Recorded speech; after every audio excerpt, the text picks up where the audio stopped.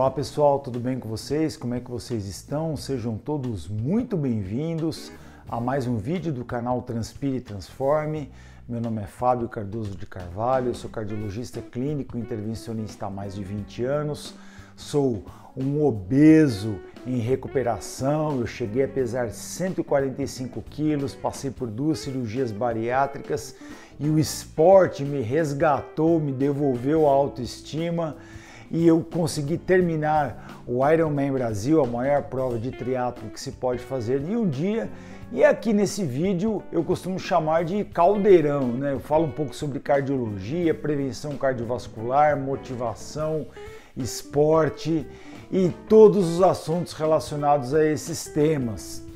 Então, se você é novo por aqui, se inscreva no canal, deixa o seu like, ativa as notificações e deixa para mim nos comentários qual é a sua opinião sobre o tema que nós vamos abordar, se você tem alguma dúvida, se a gente pode ajudar de alguma outra maneira para que a gente possa criar aquele ambiente legal, bacana de troca de informações para que todo mundo possa aprender e crescer juntos.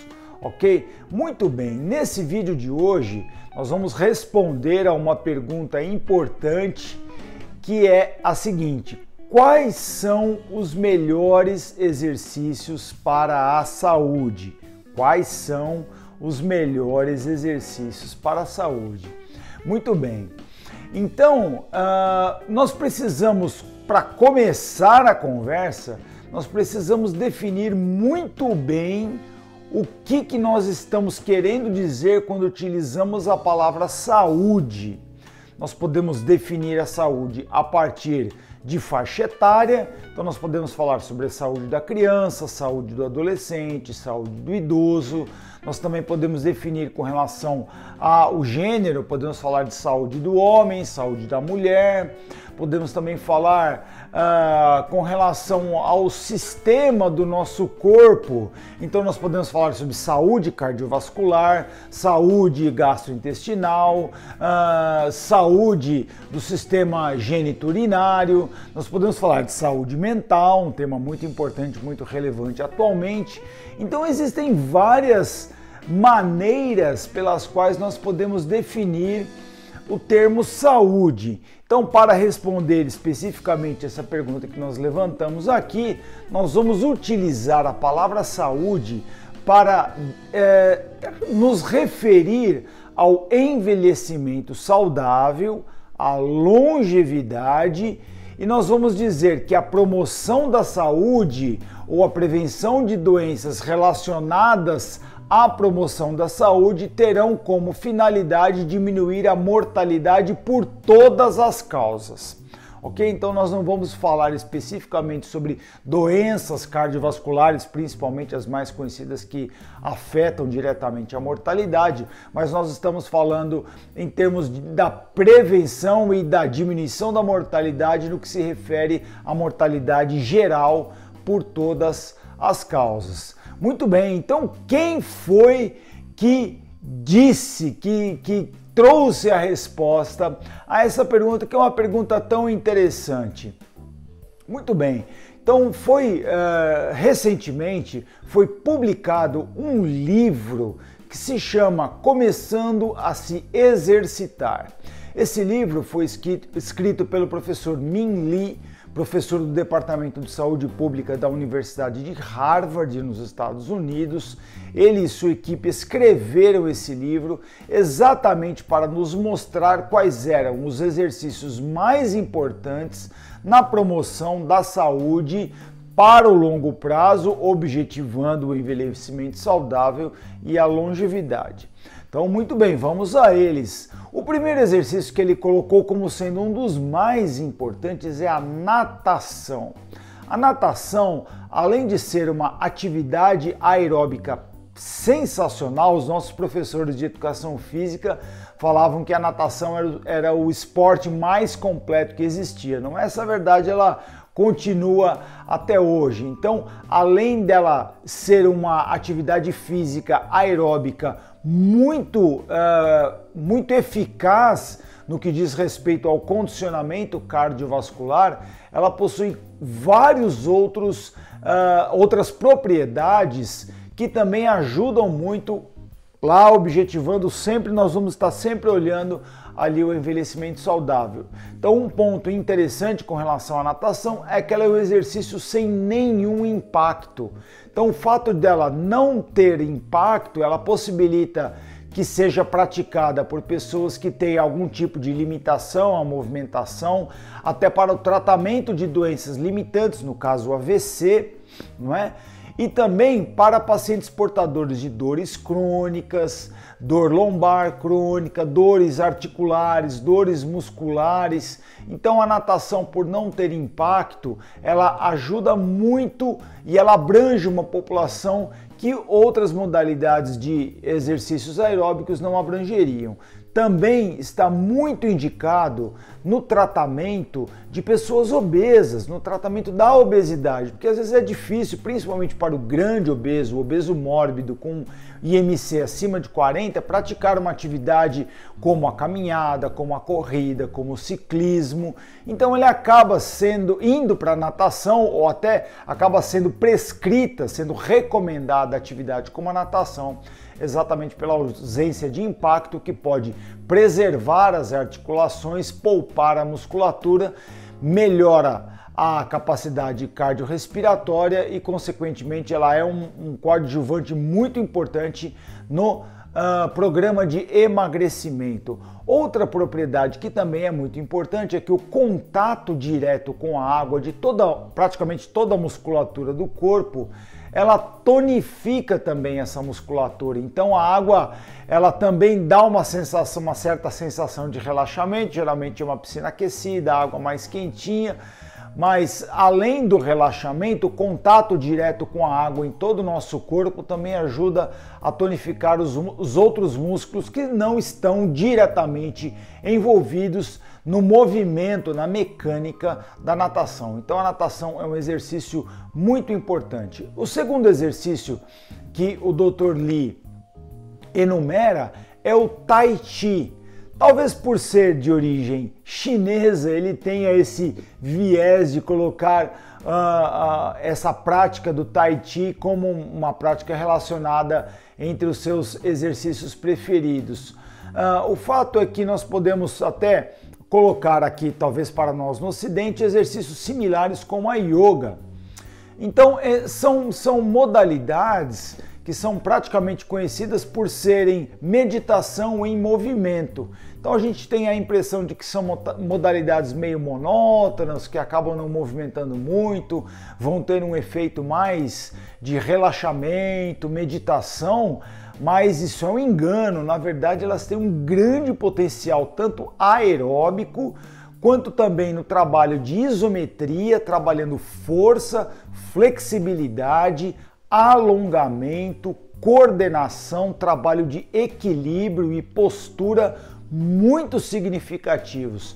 Então, práticas como o Tai Chi, ou no nosso caso ocidental aqui mais conhecido, a Yoga, ela tem propriedades muito importantes também para a promoção da saúde no longo prazo. O terceiro exercício enumerado são os exercícios de força, a saber, a musculação mesmo. Então, a musculação, ela tem ganho mais notoriedade mais recentemente, exatamente pelo fato de estar sendo muito estudada a questão da sarcopenia, que é a perda de massa muscular com o envelhecimento, e a sarcopenia tem sido relacionada ao aumento de mortalidade, principalmente na população dos idosos. Então, o que os trabalhos têm demonstrado é que não há absolutamente nenhuma contraindicação em nenhuma faixa etária para que as pessoas levantem peso. Obviamente, deve ser uma atividade supervisionada por um profissional experiente, capacitado e, de preferência, até especializado na prescrição da musculação para pessoas mais idosas. Mas nós temos sempre que ter em mente que para colher aquele resultado lá na frente, lá quando a gente tiver mais velho, a gente tem que começar a plantar agora, né? Então também não adianta querer fazer musculação lá quando já tiver 80 anos. Quer dizer, se eu quero chegar aos 80 anos de maneira mais saudável, eu tenho que iniciar já a preparar a minha musculatura para envelhecer de maneira saudável. Então, a força muscular, os trabalhos de força muscular, eles também têm um efeito muito importante sobre os idosos, diminuindo a dependência dos idosos de outras pessoas, principalmente para o cumprimento de atividades simples do dia a dia. Então, movimentos como levantar e sentar numa cadeira, levantar e sentar do vaso sanitário, movimentos simples, entrar e sair do carro, que muitas vezes o idoso não consegue fazer exatamente por não ter um preparo muscular adequado para essas atividades que são extremamente simples.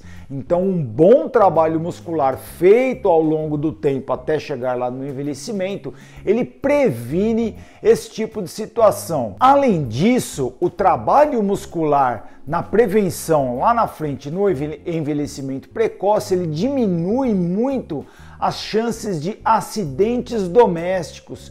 Muitos dos acidentes domésticos que ocorrem na velhice são exatamente por perda do equilíbrio, da coordenação, que esse trabalho de musculação consegue fazer muito bem. Então, muitas vezes a pessoa idosa, ela acaba caindo em casa, leva um tombo, principalmente lá no banheiro, né?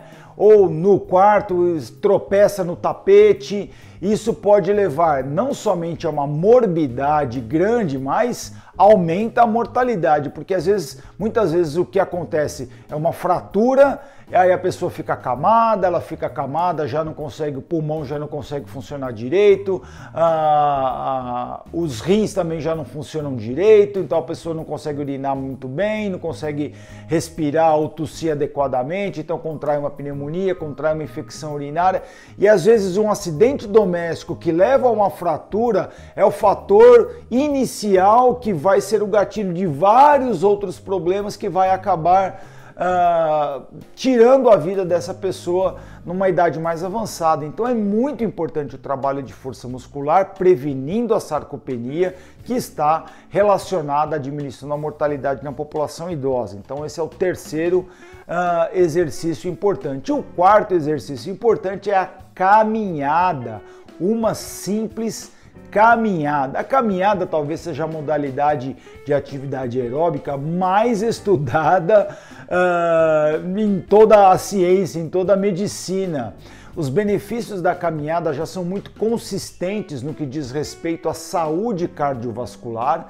Então ela ajuda não só a prevenir, como ajuda a controlar as chamadas doenças crônicas não transmissíveis, como a hipertensão arterial, diabetes do tipo 2, a dislipidemia, a obesidade, esse conjuntinho aí que caracteriza a síndrome metabólica, e também previne a ocorrência de eventos cardiovasculares como acidente vascular encefálico, infarto agudo do miocárdio, diminuindo a mortalidade também na idade mais avançada. Então, uma caminhada, que é considerada uma atividade física leve até moderada, dependendo do ritmo da caminhada, ela é recomendada em torno de 150 minutos por semana. Então são 2 horas e meia de caminhada durante a semana, também não é nenhum grande volume de exercício, já tem um benefício muito importante, muito consistente. Além disso, a simples caminhada, pelo fato de haver o estímulo do pé no chão, ele promove a osteossíntese, a síntese óssea. Então isso previne a osteoporose, que é a perda da massa óssea com o envelhecimento. A perda de massa óssea com o envelhecimento também está relacionada às chamadas fraturas patológicas. Então, às vezes, um pequeno acidente doméstico que numa pessoa que está com a musculatura preparada não seria nada demais. Numa pessoa com osteoporose, às vezes um simples tombo já pode desencadear uma fratura patológica, exatamente porque aquele osso, ele está, em vez dele estar denso e concentrado, ele acaba ficando muito poroso. então ele perde a força e fica um osso muito mais frágil. Então essa é a osteoporose, não é? Então às vezes um pequeno acidente que seria tirado de letra por uma pessoa em melhores condições, para uma pessoa com osteoporose acaba sendo um problema muito grande. Então a caminhada ela é um importante fator estimulador da osteossíntese, além de todo o benefício cardiovascular já demonstrado. E o quinto exercício enumerado pela equipe do Dr. Lee como sendo dos melhores exercícios para a saúde, é até interessante, ele chama de exercícios do tipo Kegel, que são exercícios para o assoalho pélvico. Isso é muito importante, principalmente nas mulheres, pelo fato da gravidez, do parto, levarem a uma flacidez dessa musculatura. Então, a gente aqui no interior era muito comum a gente observar as senhorinhas referindo nas consultas ambulatoriais queixas de perda urinária. Às vezes a paciente ela nem percebe, ela não consegue conter, o esfíncter externo não consegue conter a urina ou às vezes até as fezes, e a pessoa acaba se sujando de maneira quase imperceptível, totalmente voluntária, exatamente pela flacidez dessa musculatura do assoalho pélvico. Então existem exercícios muito simples que são feitos em casa, isso não é necessário nenhuma grande supervisão, não demanda nenhuma grande dificuldade, mas são exercícios muito simples que podem ser feitos em casa, que já vão melhorar a tonicidade, o tônus muscular dessa musculatura do assoalho pélvico, melhorando muito a qualidade de vida das pessoas idosas. Isso serve não só para as mulheres,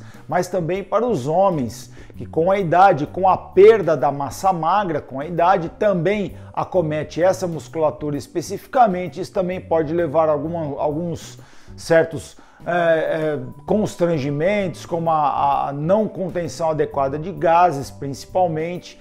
Então, a tonicidade adequada, a prescrição de exercícios adequados para essa musculatura serve não somente para as mulheres, mas também para os homens. Então vamos recordar rapidinho quais são os 5 exercícios chamados os melhores exercícios para a saúde. Então, a natação, o tai chi ou a yoga, que é a meditação em movimento, os treinos de força muscular, a caminhada e os exercícios para a tonificação do assoalho pélvico, certo? Então são exercícios simples, são movimentos simples que muitos deles não somente diminuem a mortalidade, mas melhoram de maneira substancial a qualidade de vida das pessoas idosas, ok? Eu agradeço muito você ter ficado comigo até o final desse vídeo.